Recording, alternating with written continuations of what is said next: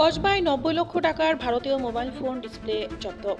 ব্রাহ্মণবাড়িয়ার কসবায় border Bangladesh BGB এর অভিযানে প্রায় ৯০ লক্ষ টাকা মূল্যের ১,৬২০ পিস ভারতীয় অ্যান্ড্রয়েড মোবাইল ফোনের ডিসপ্লে জব্দ করা হয়েছে।